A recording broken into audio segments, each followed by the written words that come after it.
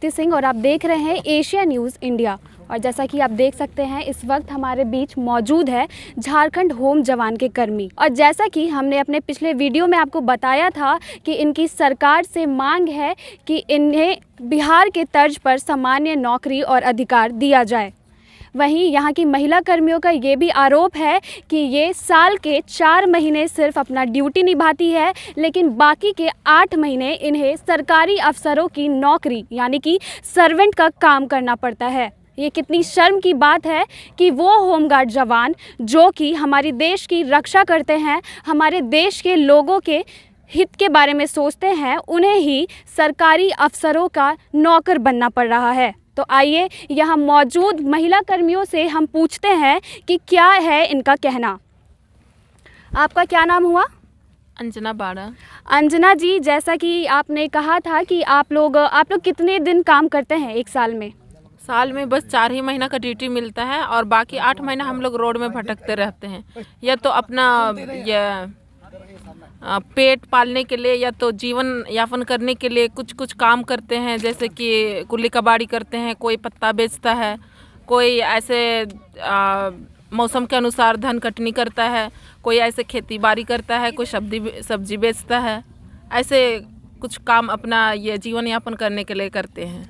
तो जैसा कि आप लोग अभी यहाँ पर धरना में आए हुए हैं, लेकिन इससे पहले जैसा कि आप लोग बहुत साल से इसमें काम कर रहे हैं, तो आपने पहले कभी कोशिश नहीं की सरकार से अपनी मांगों को रखने के लिए?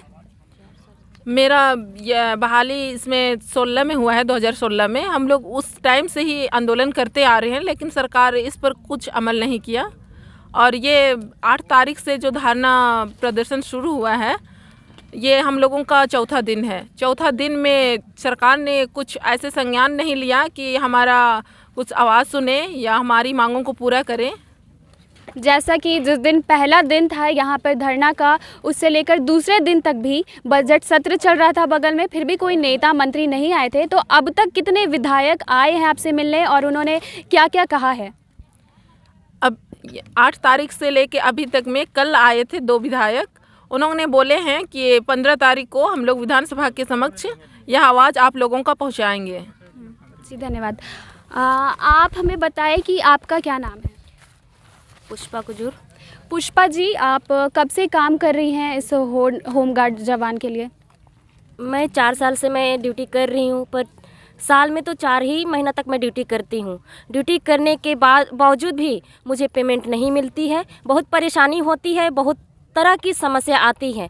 समस्या को हम लोग झेलते हुए हम लोग सरकार से यही उम्मीद करते हैं जो हमारी मांगे हैं बिहार के तर्ज पर जो भी उनको मिलता है, उसी के हिसाब से हमारे झारखंड में जो भी जवान हैं, हम लोग को पूरी तरह से बिहार के तर्ज पर जो भी मिलती है उनको हमारे सरकार ने हमको देना पड़ेगा। और जो भी हम लोग मांग करते हैं उनको, जो सरकार बनने के पूर्व, ये मुख्यमंत्री बनने से पूर्व हमको वादा किया था उन्होंने कि आप जिस दिन मेरा कलम का ताकत मिले उसी दिन मैं नियमित करूँगा और मैं वेतन भी बढ़ाने का काम करूँगा। लेकिन उन्होंने कभी नहीं सुना हमारी बातें, कभी नहीं सुना, अभी तक सुनने को रेडी नहीं है। इसलिए मैं सरकार से मैं यही मांग करती हूँ कि हमारी जो भी मांगे हैं, जो भी समस्या है, उनको हम लोग को आँखें खुल गई होगी, नहीं भी खुली होगी, लेकिन भी मैं उनसे उम्मीद करती हूँ कि हमारी जो भी मांगे हैं उनको जल्द से जल्द उनको देना होगा। मेरी यही कामना है उनसे। इस बीच कई विधायक भी यहाँ पर आए, आपको कई तरह के आश्वासन भी दिए, लेकिन सच में उन्होंने कुछ काम किया या फिर बस आश्वासन देकर चले गए हैं? आश्वासन बस मिलता जा रहा है, लेकिन अभी तक कुछ भी नहीं होने को है। लेकिन मैं उम्मीद करती हूँ जो भी विधायक है, जो भी मंत्री हैं, जो भी हमारी सरकारें हैं, हम लोगों को जो भी मांगे हैं उनको जल्द से जल्द देना होगा। यही मैं कामना करती हूँ, विनती करती हूँ, हाथ जोड़ के मैं विनती करती हूँ कि हमारी होमगार्ड जितने भी भाई बहन हैं, समस्या से गुजर रही हैं, जूझ रही हैं, उनको जल्द से जल्द करना होगा, सुनना होगा। मेरी यही विनती है। हम अपने माननीय मुख्यमंत्री से उम्मीद लगाए बैठे हैं, आज से नहीं। जब वे गद्दी में नहीं थे तब वे हम लोग को आश्वासन दिए थे, वे भरदम आश्वासन दिए कि हम जब हमारी सरकार होगी, हमारी कलम में जब ताकत होगी तो हम पहले होमगार्ड को नियमित करेंगे और उनको बिहार के तर्ज के बराबर सारे सुविधा उपलब्ध कराएंगे। ये वो बोले थे, उनका वादा था। आज उनके वादे पर हम लोग यहाँ पे अमल किए हुए हैं और हम लोग चाहते हैं कि हम लोग को बिहार के तर्ज के बराबर हम लोग को भी मान सम्मान मिले। और हम लोग भी जब रिटायर करके चले जाते हैं बाहर, रिटायर होकर जिस समय बुढ़ापा हम लोग की आ जाती है, जिस समय हम काम के लायक न रहते हैं, उस समय भी हम लोग को एक मुश्त राशि दे के वो छोड़ेंगे, ताकि हम अगला जीवन में, बुढ़ापे के जीवन में कुछ काम छोटी पूंजी के साथ अपने जीविका का पालन करेंगे। ऐसा हम लोग आशा लिए हुए हैं और सरकार से हमारा बार बार उनसे नम्र निवेदन है, उनसे हम बार बार रिक्वेस्ट करते हैं। वे तो बोले थे कि हम झारखंड का युवा सरकार हैं, बोले थे हमारी सरकार पे आप लोग को फुल भरोसा होनी चाहिए। और हमारे नेतागण जो थे, हमारे भाई बहन जितने हैं, वे लोग सारे सरकार को मैंने इलेक्शन दिए, वोट में जिताए, आज उनको गद्दी प्राप्त हुई। और वो आज से नहीं, जब नहीं थे तब भी दिलासा दिए थे, आज बने हैं तो हम लोगों का मांग को कुछ वैल्यू नहीं कर रहे हैं। आज हम लोग को ये वीराना खेत में हम लोग के भाई बहन बाल बच्चे सारे कोई बैठे हुए हैं, भूखे हैं, प्यासे हैं, दुखे हैं, लेकिन भी आज तक उनके कोई नेतागण, कोई मंत्री विधायक, कोई हम लोग का दुख सुनने नहीं आए हैं। और यहाँ देखिए लाइट, बिजली, पानी, लैट्रिन, बाथरूम वगैरह सारे चीज़ की कमी है। इसको भी हमारे भाई बहन लोग सब को यातनाओं को झेलते हुए और अपना दुख दर्द सरकार तक पहुंचाने के लिए यहाँ पे हम लोग अनशन में बैठे हुए हैं। आज भी सरकार से हम बारंबार निवेदन करते हैं, विनती करते हैं, प्रार्थना करते हैं कि हमारी सरकार हमारी मांगों को सुने कम से कम। मुख्यमंत्री जी के द्वारा क्या संज्ञान लिया गया है अभी तक?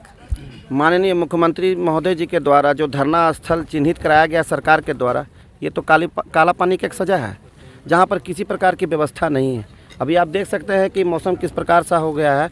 अगर ये टेंट टूट जाएंगे या आंधी पानी आ गई, छोटे छोटे बच्चे हैं, अगर किसी प्रकार की अनहोनी हो गई तो सरकार के द्वारा क्या ध्यान दिया जाएगा? ये काफ़ी निंदनीय है। सरकार के खिलाफ में इस प्रकार से जो गिररक्षक आज बैठे हुए हैं, सरकार के जो पदाधिकारी हैं, उनको अब तक इस मंच में आकर के गिररक्षकों के बीच में मिलना चाहिए था कि जिस प्रकार से चुनाव से पूर्व मुख्यमंत्री जी दर दर घूम रहे थे, जिला बाय जिला, और तमाम गिररक्षकों से मिल रहे थे, उनके संघ पदाधिकारी से मिल रहे थे, जो वादे कर रहे थे सोहराय भवन जैसे भवन में कि हमारी कलम की जब पावर आ जाएगी तो हम गिररक्षकों का भला करेंगे। आज तो कलम की पावर आ गई, आज गिररक्षक आपके दरबार पर हैं, आज आप मुख्यमंत्री बन गए, आज कहाँ गए आपके वादे? कहाँ हैं आप? कहाँ गए आपके पीए? कहाँ हैं आपके सलाहकार? कोई देखने वाले नहीं हैं। और जो स्थल चुना गया है, ये काला पानी नहीं है तो और है क्या? तो सरकार की मानसिकता साफ समझ में आ रही है। और जो हमारे यहाँ गिररक्षक जो बैठी हुई हैं, ये कहीं न कहीं इस राज्य के मुखिया जो हैं वो एक आदिवासी समाज से आते हैं, और यहाँ जो बैठी हुई हैं सैकड़ों हज़ारों की संख्या में, ये भी एक आदिवासी महिला है।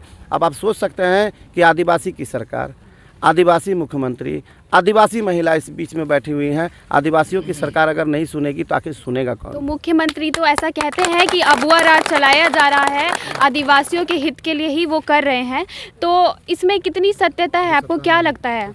ये सरकार की अबुआ सरकार नहीं है, ये सरकार के बैठे जितने भी विधायक हैं उनकी बबुआ की सरकार बन गई है। बबुआ की सरकार बन गई है कि सीधे विधानसभा के लिए अगले दरवाजे से घुसते हैं और पिछले दरवाजे से धरना स्थल लगा दिया गया है, ताकि पिछले धरना का स्थल जो है वो वहीं पर बंद हो जाए और अगले दरवाजे से विधायक जो है वो अपने फंड की वहाँ पर व्यवस्था कराने के लिए वहाँ विधानसभा में आवाज़ उठाए, और जो गरीब गिररक्षक गुरबा जो बैठे हुई हैं उसकी आवाज़ जनता तक ना जाए। इससे तो साफ समझ में आ रहा है कि तानाशाही है। एक तरह से ये भी कह सकते हैं कि एक शर्म की बात है कि आप लोग झारखंड के वासी, झारखंड के निवासी होके बिहार के तर्ज पर, बंगाल के तर्ज पर अपनी जो है नौकरी के लिए मांग कर रहे हैं, तो इसके लिए आप क्या कहेंगे?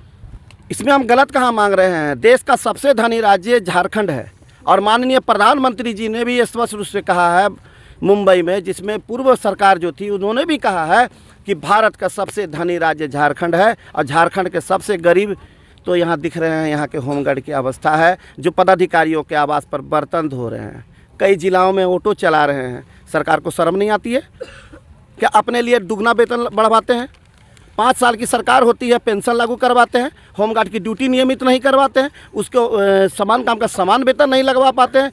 सरकार चली जाती है LPA में, क्या तमाशा बना करके रखे हैं? अगर सरकार नहीं चाहती तो ये जो महिलाएँ बैठी हैं, ये इतनी बड़ी शक्ति बन करके आगे देखने को मिलेगा कि सरकार की ईंट से ईंट बच जाएगी। क्या नाम हुआ? मेरा नाम स्वाति देवी। स्वाति जी, जैसा कि यहाँ पे देखने को मिल रहा है कि यहाँ का मौसम काफ़ी ख़राब हो रहा है, ऐसे में भी आप लोग लगातार नारा लगा रहे हैं, आपका हौसला कम नहीं हो रहा है, इसमें आप सरकार को क्या कहना चाहेंगे? देखिए, इतना आंधी तूफान चल रहा है फिर भी हम लोग का हौसला कम नहीं हो रहा है, इसलिए कि क्योंकि हम लोग का मांग जायज़ है, इसीलिए हम लोग को नहीं कम हो रहा है हौसला। हम लोग मर जाएंगे पर अपना मांग पूरा करके रहेंगे, यहाँ से हटेंगे नहीं। और जैसा कि आप अपने बच्चे को यहाँ पर ले करके आए हुए हैं, तो आपको किस तरह की परेशानियों का सामना करना पड़ रहा है? बहुत परेशानी का सामना पड़ता है। बच्चा अगर दूध के लिए बोलते हैं तो बहुत दूर जाना पड़ता है, 3-4 किलोमीटर जाना पड़ता है, फिर वहाँ से लाएंगे। यहाँ कोई सुविधा नहीं है, ना डॉक्टरी है, ना ही यहाँ हॉस्पिटल है, नहीं है पुलिस का कोई सुविधा भी नहीं है, ना पानी का सुविधा। वो तो आज बोले तब पानी का सुविधा हुआ, नहीं तो वो भी नहीं था। न सोच करने के लिए महिला के लिए तो और बिल्कुल नहीं। इतना महिला भैया के सामने हम लोग सोच खुलेआम में करते हैं, तो महिला हो के हम लोग को बहुत समस्या है। खुले जगह में हम लोग नहाने जाते हैं, खुले जगह में हम लोग शौच करने जाते हैं। शौच वाला भी बाथरूम है तो हम लोग को बहुत गंदगी है, कितना दिन का रखा हुआ है, ख़राब है, उसी में सब कुछ करना पड़ता है। बताइए, कोरोना के लिए बचाव करते हैं सरकार, और हम लोग को खुद कीचड़ में जाना पड़ रहा है, तो कोरोना से हम लोग बचाव क्यों करेंगे? कोरोना है। और जैसा कि आपने कहा कि आप लोग साल के 4 महीने केवल ड्यूटी करते हैं, तो आप खुद ही हमारे दर्शकों को बताइए कि बाकी के महीना आप लोग क्या करते हैं? रेजा कुली काम करते हैं जी। कहीं पे काम करने जाते हैं, किसी का घर में दही काम करने जाते हैं, फिर कमा के लाते हैं। महीना में मिलता है 2000, उसी से बाल बच्चों को खिलाते हैं, वहीं से मिलता है थोड़ा मोड़ा चावल दाल, तो बच्चा को ला के देते हैं, लेते हैं। और कल जैसा कि कहा गया था कि आपसे सरकारी अफसर भी अपने निजी काम करवाते हैं। हाँ, करवाते हैं जी। तो किस तरह का काम कराया जाता है? सरकारी काम में जैसे होता है, अधिकारी लोग का घर में हम लोग आवास में काम करने जाते हैं, तो बच्चा लोग का पोटी उटी भी धुलवाना पड़ता है, बर्तन धोना पड़ता है, मालिश उलिश करना पड़ता है, सारा काम करना पड़ता है। और अगर ऐसे में आपने मना कर दिया काम करने से तो हम लोग का ड्यूटी बंद हो जाएगा। वहाँ से बोल देगा कि इसको हटाओ, ये लड़की मुँह चलाती है, झगड़ा लड़ती है, इसको बिरमित करो, और इसको ड्यूटी नहीं दिया जाएगा। यहाँ आएंगे साहब लोग के पास में, मांगेंगे ऑफिस में, तो बोलेंगे ड्यूटी दीजिए, तो आप तुमको देते हैं तो तुम मुँह चलाती है, झगड़ा लड़ती हो, ये सब काम नहीं करेगी तो कहाँ तुमको अच्छा ड्यूटी देंगे, सीधे बोलते हैं। फिर ड्यूटी नहीं मिलता, बैठे रहते, फिर लास्ट टाइम दूसरा लोग का घर में जाना पड़ता है। तो आप लोगों से यहाँ पे जितने लोग मौजूद हैं, मुझे लगता है कि सबसे ऐसे ही काम करवाया जाता है, तो कभी आप लोगों ने उनके खिलाफ आवाज़ उठाने की कोशिश नहीं की है? कभी भी आप लोगों ने? हम लोग हमेशा आवाज़ उठाते हैं, जब भी होता है हम लोग आवाज़ उठाते हैं, लेकिन हम लोग जैसे जो आवाज़ उठाएं उसको दबाया जाता है, उसका आवाज़ आगे तो बढ़ नहीं देते हैं। आगे बढ़ गया तो सीधे बिरमित हो जाते हैं, या हमेशा के लिए अपना हाथ से नौकरी खत्म। इससे पहले भी हमारी महिलाओं ने मुख्य रूप से आवाज़ उठाने वाली यही स्वाति हमारी है, और भी बहुत सी गुमला जिला की महिलाएं हैं जिन्होंने आवाज़ अपना उठाया था कि हम लोगों से अधिकारी अपने घर में लेटरिन धोने से लेकर, कपड़ा धोने से लेकर, बर्तन धोने का काम करवाते हैं, महिलाओं के तेलबाज काम करवाते हैं, जिसका एक्सपोज एक मीडिया चैनल ने किया था। जैसे ही मीडिया चैनल ने एक्सपोज किया, वैसे इन महिलाओं को कहा गया, जान से मारने के लिए पूरा उलचल हो गया था। यहाँ पूरा 12-24 जिला का आदमी हमको जान मारने के लिए पीछे हो गया था, फिर भी हम नहीं डरे, और हम चैनल में आए थे, और हमको सरकार लोग भी सब कोई करने लगे, नेता लोग भी करने लगे, लेकिन ये राजू तिवारी भैया थे, फिर और भैया लोग थे कि वो हमको साथ दिए। इतना तक कि महिला आयोग की महिला अध्यक्ष भी मेरे पास आई, वो हमको पूरा सपोर्ट दी, तब जाके आज हम यहाँ पे आए हैं। नहीं तो आज हम यहाँ पर नहीं रहते, क्योंकि मेरा ड्यूटी यहाँ से कुछ जेल में ऐसे फंस जाते ना कि हटवार जेल में हमेशा पापड़ बेलते रहते। अपना आवाज़ उठाने से ही होता है। जबकि आपसे भी उच्च स्तर पर कई महिलाएं होंगी जो चाहती तो आपका साथ दे सकती थी, पर फिर भी किसी ने नहीं। हर महिला से हम उम्मीद लिए थे, पर कोई महिला नहीं आई। बस जिसको हो रहा था, जिसके साथ ज़्यादा समस्या हो रहा था, बस वही 2-4 को महिला आई थी मेरे साथ, बाकी बहुत महिला लोग पीछे हट गई। तो किस तरह का शोषण और प्रताड़ना किया गया था आप लोगों के साथ? किया गया था, इसीलिए ना कोई आता है, कोई शौक से नहीं आता है मीडिया के पास में, ना ही मीडिया मेरे पास नहीं आएंगे। हमारी बहन रो रही है, पूरी बात नहीं बता पा रही है। हमारी बहनों के साथ ऐसा किया गया, इनको कहा गया, इनसे ही स्पष्टीकरण हो गया। जो महिला अपनी दुख को सामने लाई मीडिया के सामने, उस महिला को ही सेवा से मुक्त करने का स्पष्टीकरण हो गया। यहाँ वही होता है, जो व्यक्ति अपने शोषण और प्रताड़ना के खिलाफ आवाज़ उठाता है, तो उसी तरह से जिस तरह से इनके साथ किया गया, वैसा ही मेरे साथ भी किया गया है। ऐसे कई हमारे साथी हैं जिन्होंने आगे बढ़कर आवाज़ उठाया शोषण और प्रताड़ना के खिलाफ, तो उनको सीधा डिसमिस कर दिया गया। इस महिला की आंख में आंसू आप देख रहे हैं कि किस तरह से ये रो रही है, ऐसी बहुत सी महिलाओं की आंख में आंसू भरा हुआ होगा। बहुत सा ऐसा दुख है जो वो नहीं झेल पा रही हैं, जो नहीं किसी के सामने बता पा रही हैं, क्योंकि ये बताने आई तो इनको ड्यूटी से हटा दिया गया। बहुत मुश्किल से हम लोग जब लड़े झगड़े अधिकारी के पास गए तब जाके इनको मिला। जब मीडिया चैनल ने मीडिया को न्यूज़ दिखाना शुरू किया तो मीडिया के जो हमारी महिला मीडिया कर्मी थी उनको तक धमकी दिया गया कि आपको मीडिया चैनल से हम लोग हटवा देंगे। उसके बाद एक दिन न्यूज़ चला, फिर दूसरा दिन न्यूज़ चलना बंद हो गया। तो हमारे मीडिया को भी दबाव देते हैं अधिकारीगण, क्योंकि वो IAS अधिकारी होते हैं। वो नहीं चाहते हैं कि हम लोग जो काम करवाते हैं वो काम कहीं पता चले।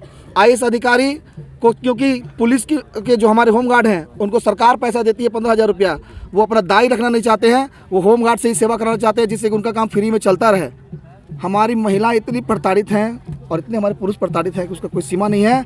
इसका सबसे प्रमुख कारण यही है कि सरकार 18,643 होमगार्ड को बहाल करके रख चुकी है और मात्र 9,000 को ड्यूटी मिलता है और बाकी को ड्यूटी नहीं मिल पाता है। अगर सभी हमारे होमगार्ड साथियों को ड्यूटी मिलता तो ना किसी को दाई का काम करना पड़ता, ना किसी को रेजा के लिए काम करना पड़ता, ना किसी का लेटरिन साफ करना पड़ता। यहाँ तक कि होमगार्ड के जवानों से कुत्ता का लेटरिन तक साफ कराया जाता है।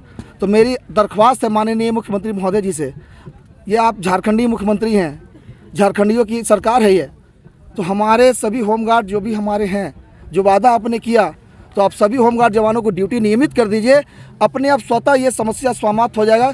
कोई भी अधिकारी जो है कि हमारी महिलाओं, आपकी जो महिला क्या आपकी बेटी है, आप खुद कहती है कि मेरी बेटी है, तो जब बेटी से आपके अधिकारी ऐसे ऐसे काम करवाएंगे तो फिर क्या फ़ायदा मुख्यमंत्री जी। रघुवर सरकार में, आपके सरकार में फिर कोई अंतर नहीं रह जाता है। रघुवर सरकार भी वही काम करवा रही थी और अगर हेमंत सरकार भी वही काम करवाएगी तो रघुवर सरकार और हेमंत सरकार में फिर कोई अंतर नहीं रह जाएगा। हम लोग को आप पे पूर्ण विश्वास था, इसीलिए हमारे पूरे झारखंड के होमगार्ड जवानों ने एकमुश्त होकर आपको वोट दिया, आपको जिताने का काम किया। तो हम लोग सभी लोग आशा लगाए बैठे हैं कि आप हमारी कल्याण करेंगे। आज देख लीजिए, आंधी तूफान का दिन है, सब बारिश आ सकता है, सब कुछ आ सकता है। हम लोग यहाँ बारिश से भीग जाएंगे, हम लोग बीमार पड़ जाएंगे, हम लोग मर जाएंगे मुख्यमंत्री जी। लेकिन इस बार हम लोग, क्योंकि आपने वादा किया तो बिना वादा के लिए हम लोग नहीं उठेंगे।